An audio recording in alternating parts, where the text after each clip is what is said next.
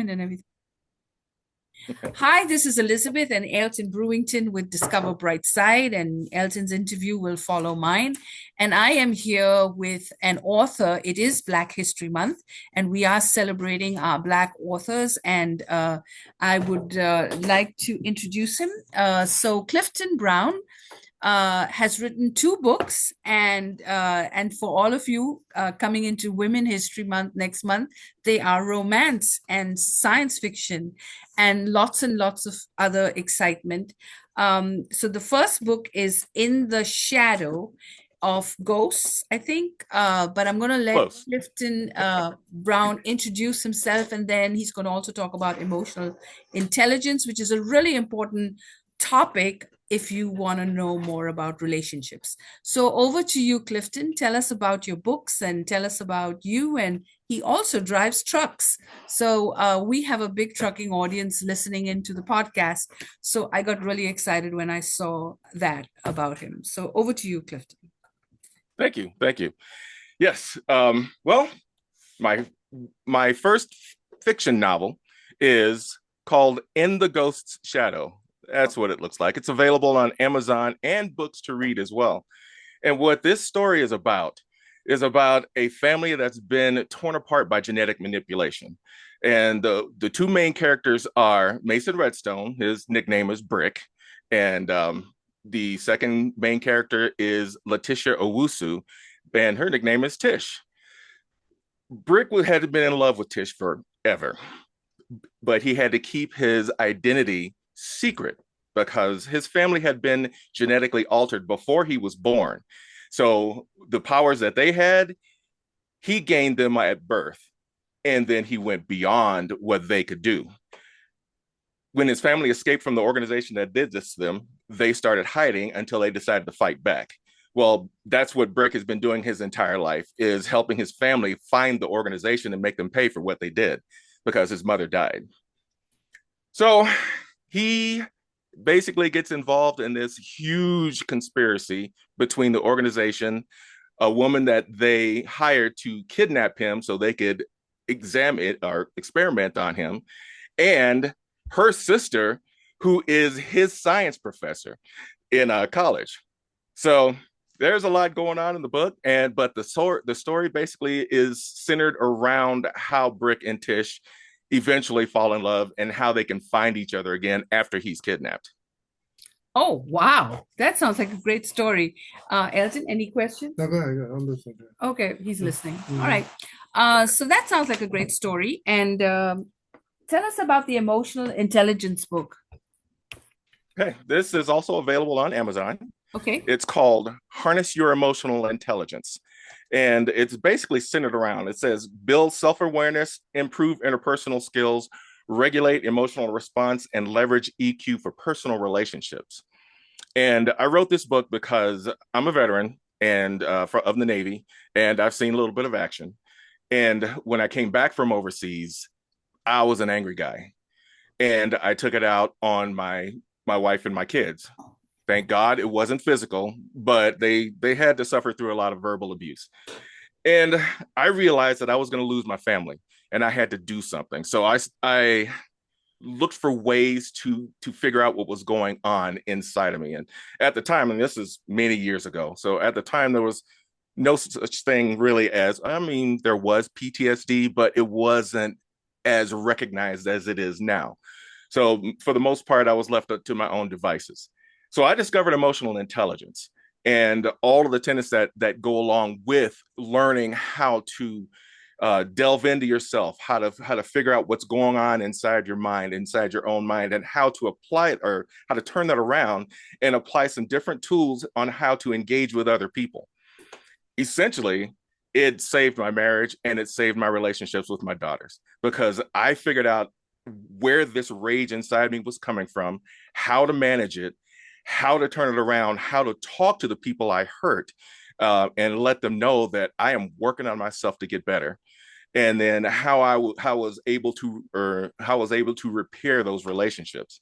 I even in the book I put in some of my own personal experiences about how I went through this process and what it looked like for me. Wow, that sounds like a great Mm, journey mm. and a great experience as well. And so, how are you marketing the books and telling your story, and how do you balance life with trucking and book promotions? Mhm. Well, I'm doing my own marketing. Um, and I do have a publisher for my fiction for In the Ghost Shadow. They're called Wicked Shadow Press. And a month after we released the book, they decided they were going to shut their doors. Oh And no. so I'm face palming on, okay, great. Now I just lost my basis for marketing. And then a month later, they decided, oh no, we're going to open them again. So I'm just on a seesaw, but I just went on this when they closed their doors. I went on this just huge marketing campaign or trying to teach myself how to market. I'm still learning, and Yeah. I'm doing okay. I wouldn't say I'm doing a great job of marketing, but it's going to take some time for me to get there. So I'm Mm. good. Right now, I'm building my reader base. I'm collecting emails to build up my list and everything. So, I'll get there eventually. Mm. I'm a patient man most of the time. Mm. Very good. You have an incredible, I mean, your EQ. Let's start with that book first, and then we'll go to the next. Hmm. Thank you. Thanks for joining us. Good to see you, and we're excited about your offerings. And so, in the interim, you found yourself you're busy, and you have quite a unique aspect of experiences, but you found yourself you exploring even more than what you've experienced to the point that you're evaluating. And I'm the first book. Let's look at the second book first. Because Okay. EQ, emotional balances. That's a big deal. I mean, as a matter of fact, there should be a class. It should be. I mean, our culture should go through those kind of things. That's why therapy is a big deal. Yes. They never bounce back from emotional issues. I mean, and we're such a culture that we have to explore, and then we have to be fair with ourselves to ask the right questions about where we Yep. are, and even when it comes to them, I'm a big strategy planner. You have to plan, man, and you have to be fair with yourself to evaluate. You have to look at things as they were, and that does require a critical analysis, real critical Absolutely. analysis. And when you analyze a project or an effort or an issue, and you're fair with yourself about where you are, because there's an as is, where I'm going, and what I need to have happen. And then when it comes to evaluation, so I get the impression that you are now the second book was the second book, I assume. Hmm. All right. So, Well, actually, the emotional intelligence book is the first one I wrote. I oh, wrote the. I've been writing this fiction literally for years, so it took me a you minute. call But it the emotional intelligence, you call it fiction? The second one. the second one, or Oh, the In the Ghost Shadow is a fiction. okay, The okay. emotional intelligence is a nonfiction, but I wrote this one first. I wrote the emotional intelligence book first. So at the end of the book acquisition and the read, what do you want your readers to capture? I want them to be able to first recognize um, any areas that they find in themselves, because I try to include enough examples in them for each category so that they can recognize the different aspects of themselves that may or may not need tweaking. Number two, also have a 30-day plan to help tweak those individual aspects of themselves. And you can take it, piecemeal or do it one at a time for the 30 days. Okay. And I want them to not only be able to recognize, but give them tools to help them improve those areas. Okay. And so that they understand that this is not a quick fix. It's not an easy way to get by. This is something that is going to take work and dedication. Because number one, the hardest thing that any person can do is recognize that you have a problem. Oh First, man. I gotta understand that I have the problem. And some one of the ways that I found to do that is to talk to other people and see how they feel about the same things that I feel. And if there's some differential between those two, then I have to figure out if I'm the issue or if that other person is the issue. And that's what this book is about, is to say, hey, look, here's some things that are going to help you figure out if you're doing the right thing or if you're not. And Right. you have to be able to open yourself to it and take a good look at yourself and figure that out. And that book helps you do that. Well, that's important. That's important because I would say, oh man, it's a rare occasion when people, I would suggest probably 5 out of 7 people who walking the planet never ever come to an understanding that, I need this guy. I got to go through a process of self-analysis. It's like a checkup, man. You Mm-hmm. got to, you go to the doctor, the doctor will tell you, oh, you've got a cold. Take this.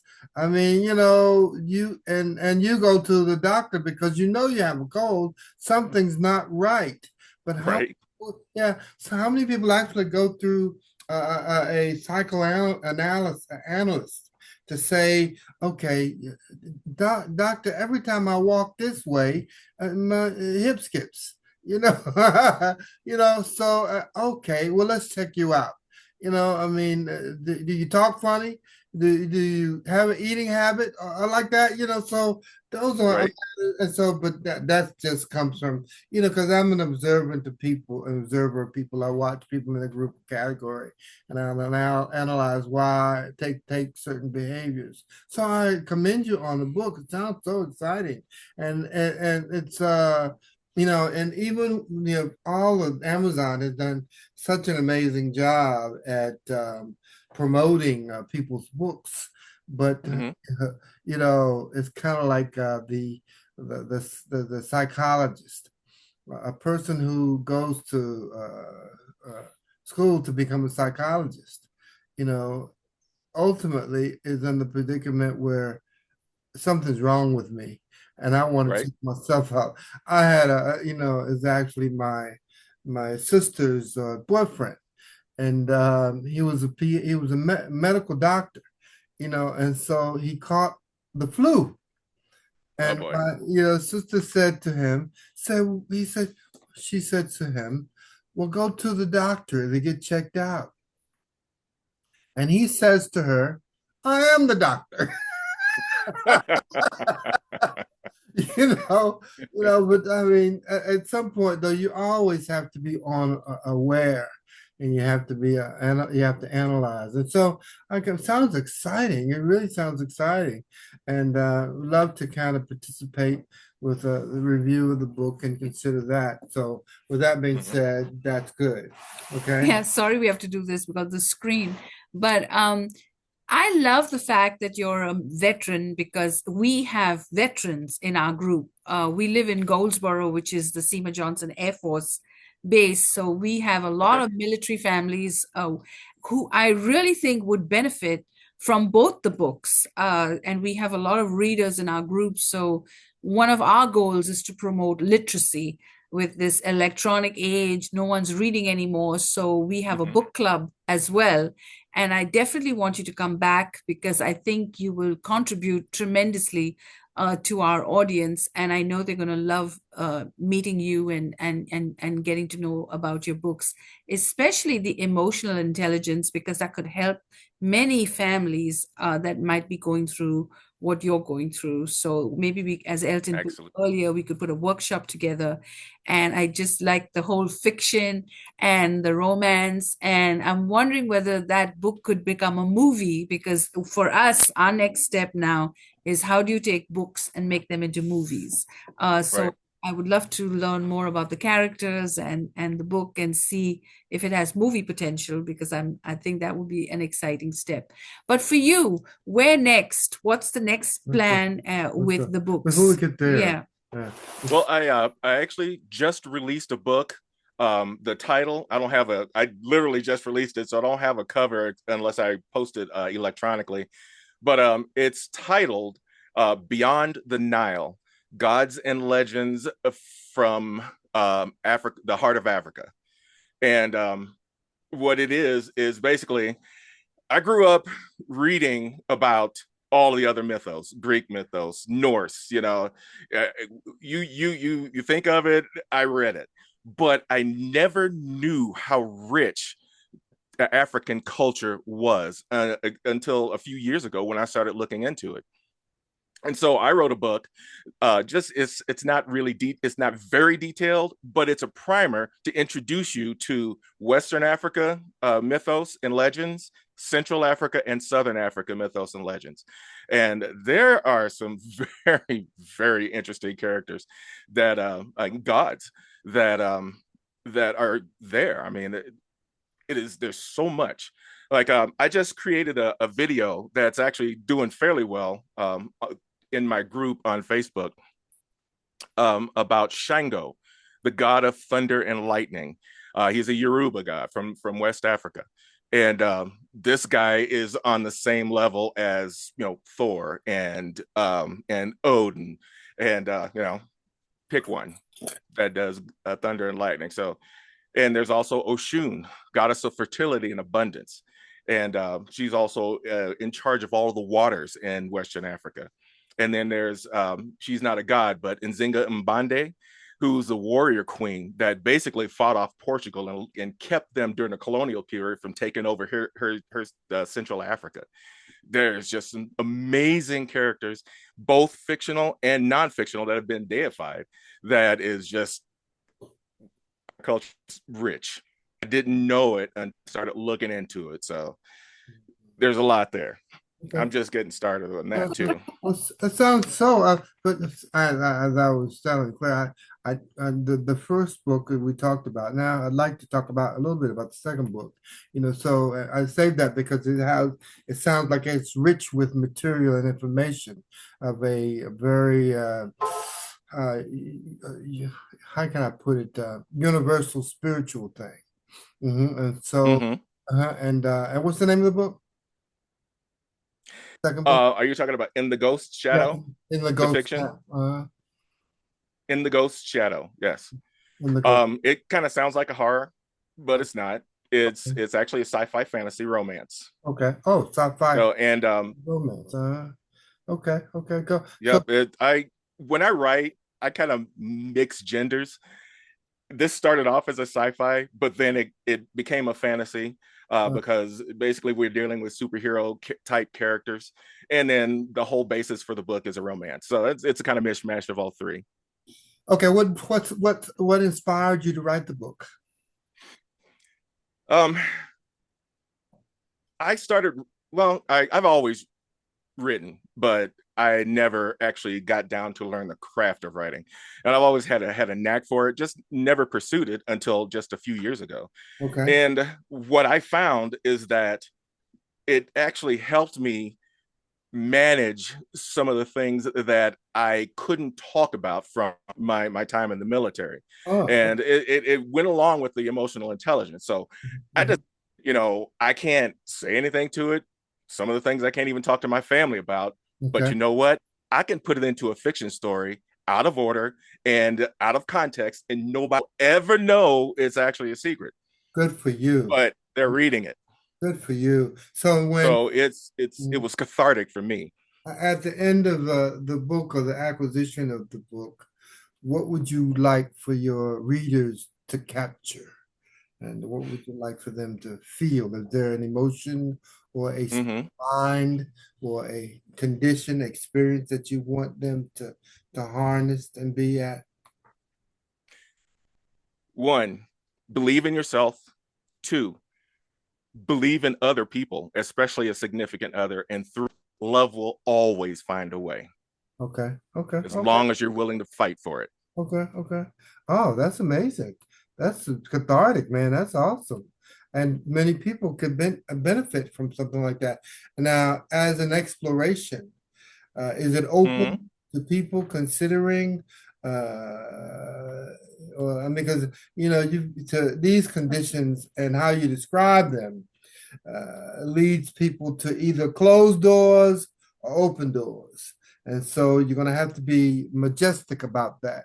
And you're going to, I mean, there's a turning that inside the book there must be a Mm-hmm. door opening process where it just opens more doors and more doors and more doors to the point where the reader gets to, man, and at the end of the book, I suggest, I don't know if you've done that, but as a reader, Mm-hmm. there should be a transformation of personality where the reader, and you said self-confidence, and that's the right turning point to say, man, you know what? I mean, so that in itself is the tool there. If it's not, we can just talk about putting it there where you like, man, I'm a new person because having read this book, I have come to an understanding about myself and other people. That makes sense? Mm-hmm. Okay. Yes. Okay, very All good. right. So So I, I'm just making comment and understanding, yeah. and so it sounds exciting.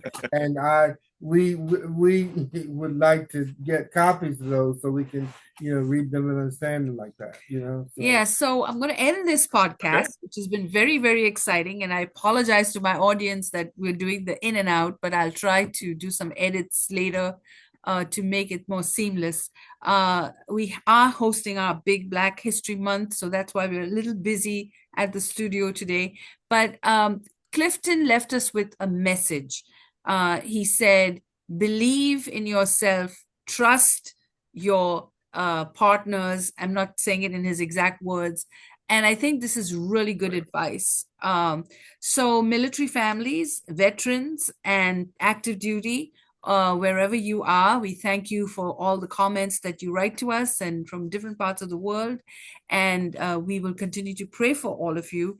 But these are two great reads, and we will put it on our book list. And so make sure that you can get a copy of it on Amazon. And thank you for watching Discover Brightside. And you guys are so smart. You know what to do. Subscribe, write to us, hit the bell icon, and I know you're experts at it. So support the channel and keep us going by writing, commenting, loving, sharing our posts. And we hope to see many of you tomorrow. And if you cannot make it, we'll make sure that the videos are available to all of you so you can have them year round and feel inspired all the days of this 2025. So thank you for watching, and keep pushing the Black history agenda. We need to have more Black events. And if you can host one in your city and bring some authors together and get people to read, then you have achieved a literacy goal. So we encourage you to do that and have a wonderful Black History Month with these wonderful Black authors.